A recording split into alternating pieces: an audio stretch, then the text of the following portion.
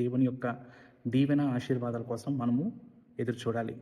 దేవుడు చెప్తున్నాడు, ఇది గొప్ప ఆశీర్వాదాన్ని నీకు అనుగ్రహిస్తున్నాడు. కీర్తనలు 91వ అధ్యాయము 10వ వచనము. ఇక అపాయం ఏది కూడా రాదు, ఏ తెగులును నీ గుడారంలో సమీపించదు. దేవుడు మనకి ఇస్తున్నటువంటి దీవెన ఆశీర్వాదాలను మనం పొందుకోవటానికి దేవుని ఎడల మనము నమ్మకాన్ని, దేవుని యొక్క కృపను మనం పొందుకునేటట్టుగా ఉండాలి. ఈ వాగ్దానం బట్టి ప్రార్థన చేద్దామా? స్తోత్రము స్తోత్రము స్తోత్రము స్తోత్రం దేవా, మహాగణుడ, మహాపరిశుద్ధుడ, గొప్ప దేవా, శక్తిమంతుడ, ఆలోచనకర్త తండ్రి, ఆకాశం మీద ఆసీనుడు అయిన నా తండ్రి, నీకు వందనాలు, స్తోత్రాలు ప్రభా. ఈ దినాన ప్రభా మేము స్తుతిస్తుండగా మా సహోదరి సహోదరులతో కలిసి ప్రభా ప్రార్థన చేయించుండగా మా ప్రార్థన ఆలకించు దేవా, మీకు వందనాలు, స్తోత్రాలు దేవా. సహాయం చేయండి ప్రభా. మేము ఏ అవసరతల నిమిత్తమైతే మిమ్మల్ని ప్రార్థిస్తున్నామో ప్రభా, మిమ్మల్ని అడుగుచున్నామో ఒకసారి జ్ఞాపకం చేసుకోండి ప్రభా. ఎవరైతే బిడ్డలు ప్రభా గర్భఫలాలు లేక బాధపడుచున్నారో వారికి మీ చిత్తంలో గర్భఫలాలు దయచేయండి ప్రభా.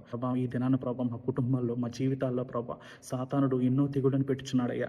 ఒక్కసారి జ్ఞాపకం చేసుకొని ప్రభా తండ్రి, ఈ వాగ్దానం బట్టి ప్రభా మేము దీవెనకరంగా, ఆశీర్వాదకరంగా మారడానికి సహాయం చేయండి ప్రభా. మీ కృపలో ప్రభా మేము ముందుకు సాగడానికి సహాయం చేయండి ప్రభా. చూస్తున్నటువంటి బిడ్డకి ఏవైతే అవసరతలు ఉన్నాయో, ఏవైతే ఇబ్బందులు ఉన్నాయో ప్రభా ఒకసారి జ్ఞాపకం చేసుకొని బిడ్డకి సహాయం చేయమని ప్రభా అడుగుచున్నాను. మీరు ఇచ్చింది ప్రార్థన మీ పాసను చేర్చుకోమని యేసయ్య పరిశుద్ధ నామములో ప్రార్థన సమర్పిస్తున్నాను పరమ తండ్రి.